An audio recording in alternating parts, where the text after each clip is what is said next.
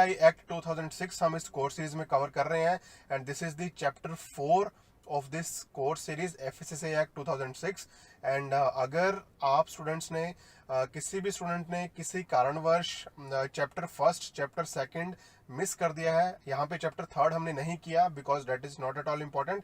सो chapter first और chapter second अगर आपने मिस कर दिया है एफएसएसए एक्ट का, सो आप वीडियो के डिस्क्रिप्शन में जाके सारी वीडियोस देख सकते हैं. मैंने सारी वीडियोस के लिंक डिस्क्रिप्शन में एम्बेड कर दिए हैं, so you all can go in the description and watch all those videos. So यहाँ पे चैप्टर 4 हम कंटिन्यू करने वाले हैं. कल हमने चैप्टर 4 स्टार्ट किया था ऑफ एफएसएसए एक्ट 2006. सो यहाँ पे हमने सेक्शन 19, 20, 21 एंड 22 कवर किए थे. सो 22 सेक्शन 22 में यहाँ पे we came across what are proprietary foods, what are genetically modified foods, what are organic foods, so all these terms. And today we'll be covering all the definitions, like we'll be talking in detail कि genetically modified foods क्या है, organic food क्या है, proprietary food क्या है, novel food क्या है, right? So कल मैंने ये cover नहीं करवाया था, so today I'm covering all these topics. So start करते हैं definitions from section 22. So first definition is food for special dietary uses or functional foods or nutraceuticals or health supplements. So यहाँ पे अगर आप देखोगे तो we'll be covering all these definitions की food for special dietary use. FSSAI ने इसका क्या official definition दिया है, what are the functional foods according to the FSSAI, what are nutraceuticals and what are the health supplements according to the FSSAI.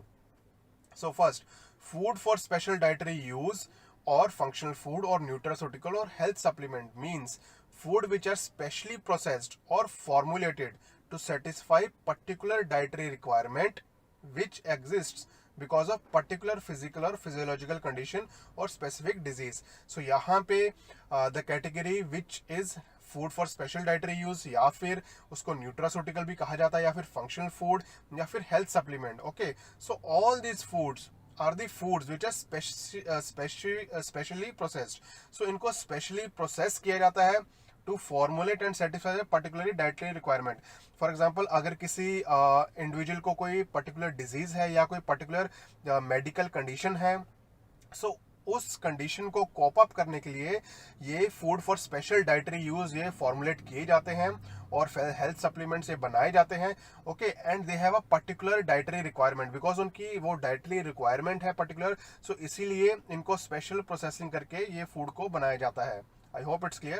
Second point, wherein the composition of these foodstuffs must differ significantly from the composition of the ordinary foods of comparable nature. So यहाँ पे FSSAI ने कहा है अगर आप इसको special processing दे रहे हो because it's for special medical condition और फिजियोलॉजिकल कंडीशन, तो इट्स कॉम्पोजिशन, इसकी जो कॉम्पोजिशन रहेगी वो कंप्लीटली डिफरेंट रहेगी from the food which is from ordinary food.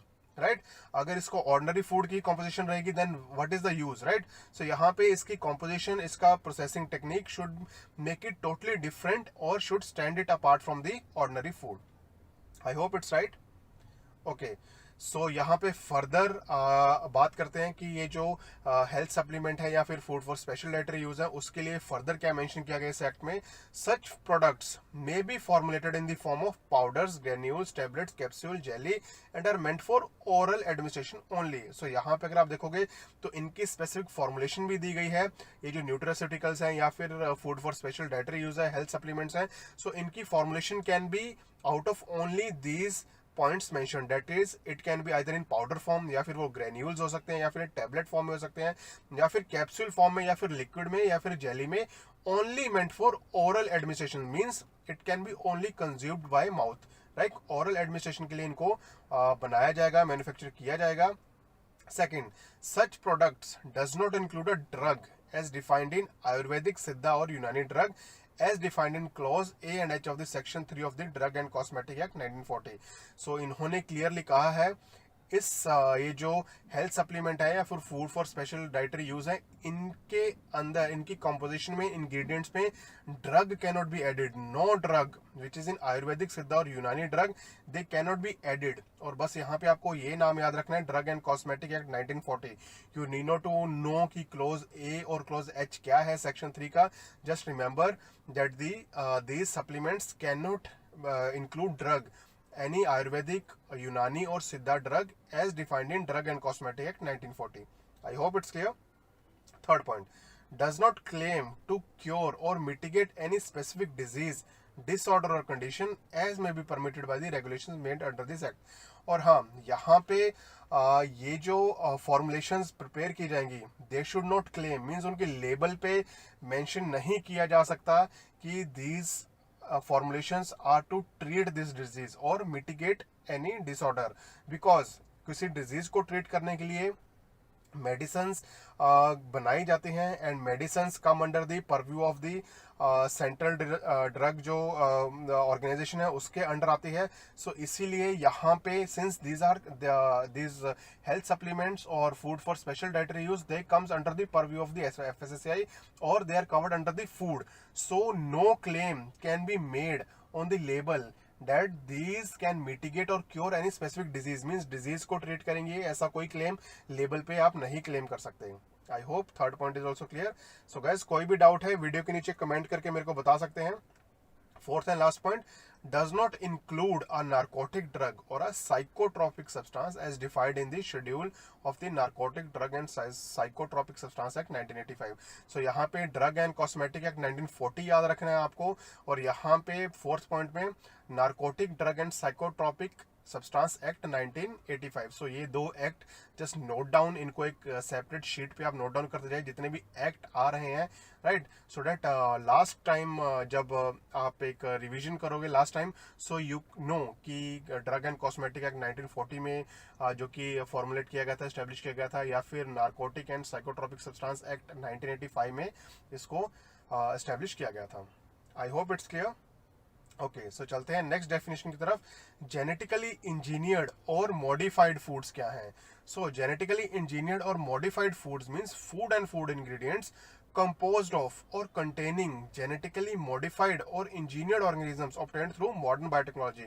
So as you all know, genetically engineered और genetically modified food से, इस वर्ड से ही समझ आ जाता है कि इस फूड में ऐसे फूड इंग्रेडिएंट्स यूज किए गए हैं जो कि with the help of modern biotechnology techniques की हेल्प से आइदर उस फूड के अंदर जेनेटिकली मॉडिफाइड ऑर्गेनिज्म जो कि है इनकॉर्पोरेट किया गया है, या फिर that food itself is composed of the genetically modified organisms or engineered organisms.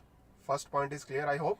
Second point, or food or food ingredients produced from but not containing genetically modified or engineered organisms produced through modern biotechnology.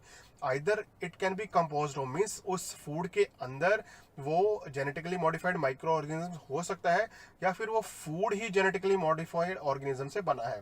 So these are the definitions of genetically modified or food from genetically modified organisms. So third point, organic food. So what are the organic food? Organic food की definition काफी simple है यहाँ पे. It means food products that have been produced in accordance with the specified organic production standards. So यहाँ पे FSSAI regulations, आप सबको पता है कि सेक्शन 92 में FSSAI को पावर है कि वो रेगुलेशंस टाइम टू टाइम इस एक्ट में ऐड करने के लिए रेगुलेशंस पास कर सकता है. So FSSAI time to time regulations pass करता रहता है to keep updating with the latest technology. So इसीलिए यहाँ पे organic foods are the foods which are produced in accordance with the specific organic production standards. So ये जो specific standards FSSAI ने अपनी रेगुलेशंस के थ्रू जो कि मैन्युफैक्चरर्स को, फार्मर्स को यहाँ पे बताए हैं, सो ऑर्गेनिक फूड वही रहेगा जो कि इन सभी रेगुलेशंस को, इन सभी ऑर्गेनिक प्रोडक्शन स्टैंडर्ड्स को अडहियर करेगा, right. I hope it's clear. और अभी रिसेंटली FSSAI ने रेगुलेशन पास किया था कि जितने भी ऑर्गेनिक प्रोड्यूसर्स हैं वो तभी जैविक भारत जो लोगो है ऑर्गेनिक फूड्स के लिए, जैविक भारत लोगो, सो उसको तभी यूज कर पाएंगे when they adhere to all this production standards, right. So fourth, proprietary and novel foods. So proprietary and novel food means an article of food for which standards have not been specified but it's not unsafe. So यहाँ पे